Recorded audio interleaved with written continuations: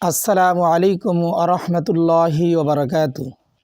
নাহমাদুহু ওয়া নুসাল্লি আলা রাসূলিহিল করিম, আম্মা বাদ। সম্মানিত দর্শকবৃন্দ, আজকে আমরা আলোচনা করব মান্নত প্রসঙ্গে। সর্বপ্রথম আমরা জানব মান্নত করার পর তা পূরণ করা জরুরি কিনা। কোনো উদ্দেশ্যকে কেন্দ্র করে ইবাদত জাতীয় কোনো কাজের মান্নত করার পর সেই উদ্দেশ্য সাধিত হলে মান্নত পূরণ করা ওয়াজিব। পূরণ না করলে পাপ হবে, গুনাহগার হবে। কিন্তু কেউ যদি শরীয়ত বিরোধী কোনো কাজের মান্নত করে তাহলে তা পূরণ করা যাবে না, বরং শরীয়ত বিরোধী কোনো কাজের মান্নত করাই গুনাহের কাজ। কোনো ব্যক্তি যদি এইরূপ মান্নত করে যে আমার অমুক কাজটি হলে 5টি রোজা রাখব, উদ্দেশ্য পূরণ হওয়ার পর 5টি রোজা একসাথে রাখতে হবে নাকি ভেঙ্গে ভেঙ্গে রাখলে চলবে। মান্নত করার সময় যদি এভাবে বলে থাকে যে আমি 5টি রোজা রাখব, তাহলে সে ইচ্ছা করলে 5টি রোজা একসঙ্গেও রাখতে পারে অথবা ভেঙ্গে ভেঙ্গেও রাখতে পারে। আর যদি মান্নতের সময় এভাবে বলে থাকে যে একসাথে 5টি রোজা রাখব, তাহলে একসাথেই লাগাতার 5টি রোজা রাখা ওয়াজিব হবে। মাঝখানে যদি একটি রোজা বাদ পড়ে যায় তাহলে আবার নতুন করে তাকে 5টি রোজা রাখতে হবে। কোনো ব্যক্তি যদি 8 রাকাত নামাজ পড়ার মান্নত করে তাহলে সে উক্ত 8 রাকাত নামাজ কয় সালামে পড়বে। কোনো ব্যক্তি যদি এইরূপ মান্নত করে যে আমার হারানো জিনিসটা পাওয়া গেলে 8 রাকাত নামাজ পড়ব, তাহলে ওই জিনিসটা পাওয়ার পর 8 রাকাত নামাজ পড়তে হবে। তবে ইচ্ছা করলে এক নিয়তেই 8 রাকাত পড়তে পারবে, আবার 2 বা 4 রাকাত করেও পড়তে পারবে। কিন্তু যদি 4 রাকাতের মান্নত করে তাহলে এক সালামেই 4 রাকাত পড়তে হবে, 2 রাকাত করে পড়লে হবে না। 1 রাকাত নামাজ পড়ার মান্নত করার পর শরীয়তের হুকুম কি? 1 রাকাতের মান্নত করলে 2 রাকাত পড়তে হবে। অনুরূপভাবে 3 রাকাতের মান্নত করলে 4 রাকাত পড়তে হবে। 5 রাকাতের মান্নত করলে 6 রাকাত পড়তে হবে। এভাবে যত বেজোর রাকাতের নিয়ত করবে 1 রাকাত বাড়িয়ে জোর আদায় করা ওয়াজিব হবে। যদি কোনো ব্যক্তি টাকা দান করার মান্নত করে তাহলে ওই মান্নত আদায় করার পদ্ধতি কি? যত টাকা মান্নত করবে তা গরিব মিসকিনদের দিয়ে দিলেই মান্নত আদায় হয়ে যাবে। যেমন 10 টাকা দান করার মান্নত করলো, উদ্দেশ্য পূরণ হওয়ার পর 10 টাকা গরিব মিসকিনকে দিয়ে দিলেই মান্নত পুরা হয়ে যাবে। কোনো ব্যক্তি যদি 10 জন মিসকিনকে খানা খাওয়ানোর মান্নত করে তাহলে মিসকিনদের কয় বেলা খাওয়াতে হবে? মিসকিনদের খানা খাওয়ানোর মান্নত করার সময় যদি মনে মনে নিয়ত করে 1 বেলা, তাহলে 1 বেলা খাওয়াবে।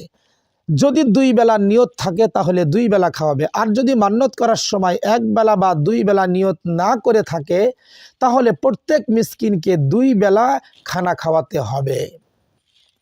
কোনো ব্যক্তি যদি চাল ডাল দেওয়ার মান্নত করে তাহলে তার জন্য কি পরিমাণ চাল ডাল দেওয়া জরুরি? মান্নত করার সময় যে পরিমাণ মান্নত করবে ওই পরিমাণ গরিবদের দিয়ে দিবে। যেমন 1 কেজি মান্নত করলে 1 কেজি দিবে, 2 কেজি মান্নত করলে 2 কেজি দিবে, এভাবে। আর যদি মান্নত করার সময় কোনো পরিমাণ নির্ধারণ না থাকে তাহলে সদকায়ে ফিতর পরিমাণ দিতে হবে। সুতরাং 10 মিসকিনকে চাল ডাল দেওয়ার মান্নত করলে প্রত্যেক মিসকিনকে সদকায়ে ফিতর পরিমাণ দিবে। আর যদি মিসকিনের সংখ্যা উল্লেখ না থাকে তাহলে একজন মিসকিনকে সদকায়ে ফিতরের পরিমাণ মূল্য অথবা চাল ডাল দিয়ে দিবে। রুটি কিনে দেওয়ার মান্নত করলে রুটি দেওয়া জরুরি কিনা?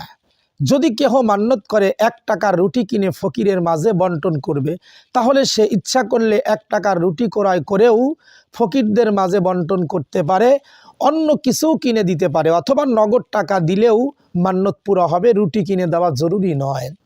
কেউ মান্নত করলো 10 জন মিসকিনকে 10 টাকা দিবে, অথবা প্রত্যেক মিসকিনকে 1 টাকা করে দেওয়া মান্নত করলো। এখন প্রত্যেককে 1 টাকা করে দেওয়া জরুরি কিনা? প্রত্যেক মিসকিনকে 1 টাকা করে দেওয়া জরুরি নয়, বরং ইচ্ছা করলে একজন মিসকিনকেই 10 টাকা দিতে পারে, আবার 10 জনকে 1 টাকা 1 টাকা করে দিতে পারবে। কোনো ব্যক্তি মান্নত করলো 10 জন হাফেজকে সে খানা খাওয়াবে। এখন 10 জন হাফেজের পরিবর্তে যদি 10 জন মিসকিনকে খানা খাওয়ায় তাহলে তার মান্নত পুরা হবে কিনা? 10 জন হাফেজকে খানা খাওয়ানোর মান্নত করা সত্ত্বেও 10 জন মিসকিনকে খানা খাওয়ালেও মান্যত পুরা হয়ে যাবে। যদি কেউ মান্যত করে মক্কা শরীফে 10 টাকা দান করব বা অমুক মিসকিনকে দান করব, এখন ওই মিসকিনকে বা মক্কা শরীফে 10 টাকা দান করা জরুরি কিনা? মক্কা শরীফে দান করার মান্যত করা সত্ত্বেও মক্কা শরীফে দান করা জরুরি নয়। অনুরূপভাবে নির্ধারিত মিসকিনকে দান করার মান্যত করলেও ওই মিসকিনকে দান করা জরুরি নয়। এমনইভাবে নির্ধারিত টাকা দান করার মান্যত করলেও হুবহু ওই টাকা দান করা জরুরি নয়, বরং অন্য যে কোনো টাকা দান করে দিলেই মান্যত পূরণ হয়ে যাবে। কোনো ব্যক্তি যদি নির্ধারিত মসজিদে নামাজ পড়ার মান্যত করে, তাহলে ওই স্থানেই নামাজ পড়া জরুরি কিনা? নির্ধারিত মসজিদে নামাজ পড়ার মান্যত করলেও মান্যত পুরা করার জন্য ওই মসজিদে নামাজ পড়া জরুরি নয়, বরং যে কোনো স্থানে নামাজ পড়লেই মান্যত আদায় হয়ে যাবে।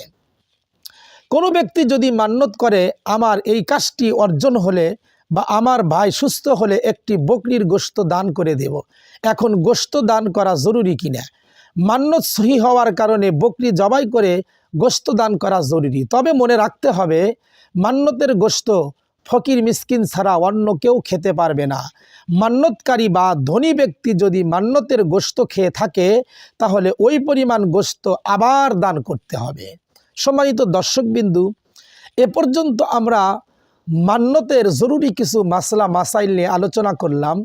আগামী পর্বে ইনশাল্লাহ আমরা মান্যতের আরও কিছু জরুরি মাসআলা নিয়ে আমরা আলোচনা করব ইনশাআল্লাহ। আমাদের সাথে থাকার জন্য ধন্যবাদ। আসসালামু আলাইকুম ওয়া রাহমাতুল্লাহি ওয়া বারাকাতুহু।